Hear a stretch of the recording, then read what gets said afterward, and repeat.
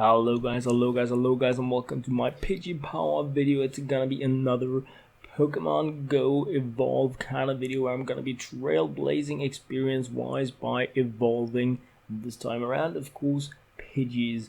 So just a little bit of a show of my top CP Pokemon at the time of this recording. And what I have candy wise, I've got some Weedles once again, of course I have, but what I want to be looking into in this video is Pidgeys.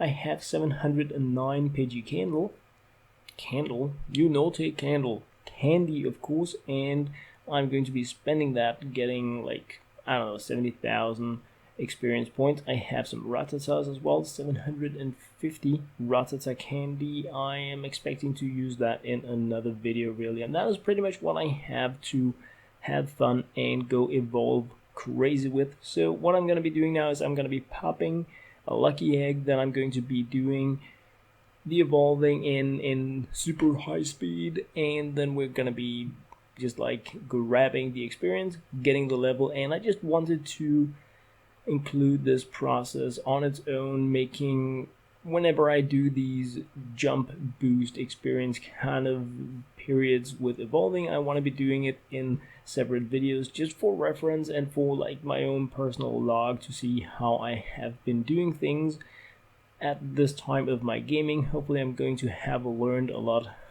when I look back at this at some point in the future.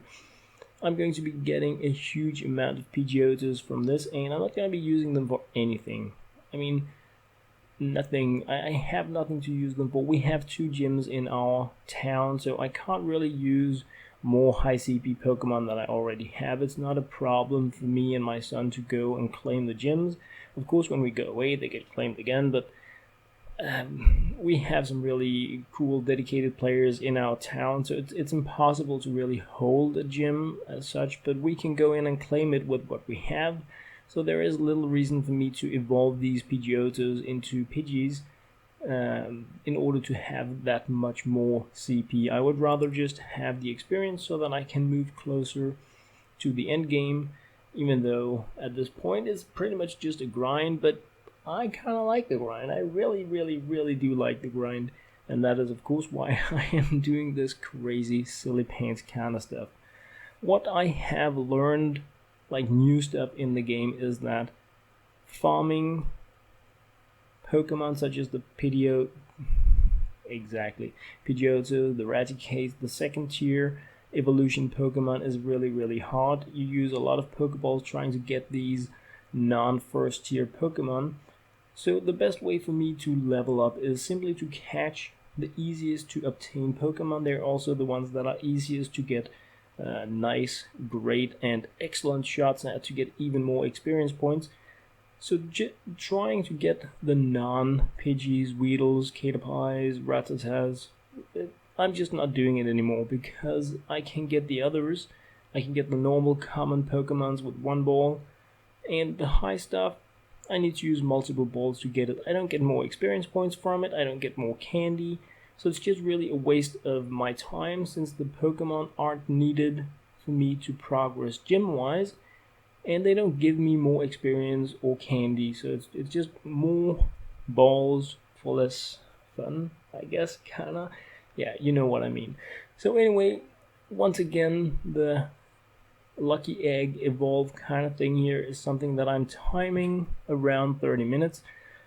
30 minutes is what you have time-wise to work with the lucky egg, and the thing that is taking the most time in this process is the animation. It is like, it looks so amazing, it's mind-blowing, awesome, epic beep the first time you see it, but when you're gonna be doing it 50 times, 60 times, it's just so annoying.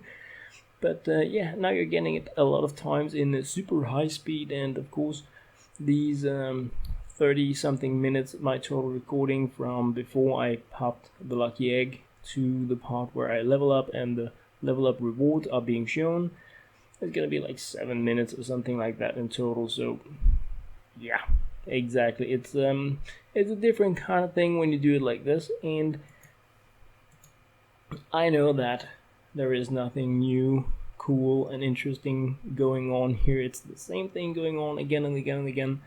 But I do like to share this kind of progression because there is a lot of grinding going into being able to do this. I don't know how far you guys have progressed in Pokemon Go. I know that I have been a few levels behind you guys pretty much from the start because I started a little late compared to some of you guys. You've been ahead of the game, so to say.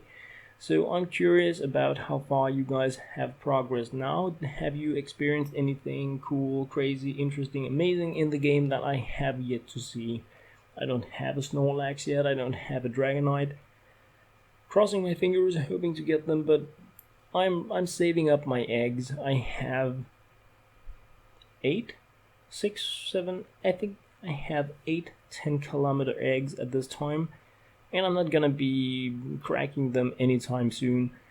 I'm thinking level 30, unless of course I fill up my entire egg tray with 10-kilometer eggs. Then I'm gonna crack one just so that I can keep opening eggs. But besides that, that is like my main, I think, way to be able to obtain the really crazy cool top tier Pokemon such as the Dragonite or the big Bubba Bear. But anyway, that is something I'm going to be doing a bit later. I have been saving up my incubators, one charge on them, so that once I feel that I'm ready to open up these high tier eggs, I'm going to be doing as many as possible in one go, possibly 9, depending on how many of these coins I can rake up in the process from claiming gyms. Then I'm probably just going to be spending my coins on these incubators. I'm going to get some when I level up. I think 25 awards you some. I may also split it up and spend my coins on bag capacity. I haven't really decided yet, but I do want to like unleash the horde of 10-kilometer goodies once I am ready to do it. So it's going to be a one-day thing regardless of whether or not I do it in one batch of 10-kilometer eggs or 2. I want to open it all once I feel like I'm ready for it, hoping to just see amazing. But yeah, I'm thinking that's going to be a week or 2 into the future, because with these high experience amounts required in order to level up, like now, it is silly that you need 125,000 experience points to level up. It's 1250 Pokemon. Yeah, it's crazy. I mean, you can look at it in different ways depending on how often you get the excellent, how many times you spin in the process, how many times you curveball, do you use lucky eggs. All else equal, if you say 100 experience points for each Pokemon, then you're setting it very, very low, because you are also going to get at least 100 for the evolution, and you're going to be getting the additional bonuses. But 10 Pokemon for 1,000, 100 Pokemon for 10,000, 1,000 Pokemon for 100,000. So yeah, it pretty much adds up to that depending on how you play the game, and it's a lot of time, it's a lot of farming, and I really like it. But we are moving towards the very, very end of the Pidgey Power Evolution video. Grabbing a few Zubats because I ran out at the very end. Well, it wasn't actually that I ran out of Pidgey candy as such. It was more that I could see that I had a little bit of additional time on my lucky egg. When I'm making the recording, I can see how many seconds it has been recording, so I figured I could just pop in a little something instead of letting my lucky egg time go to waste. So I added in the Zubats, and boom, there you have it, guys, level 23, and we're talking like 68,000 in experience points. So yeah, thank you very much, Dr. Lucky Egg. That was really nice. Anyway, guys, that was what I had to share this time around. As always, thank you very much for watching.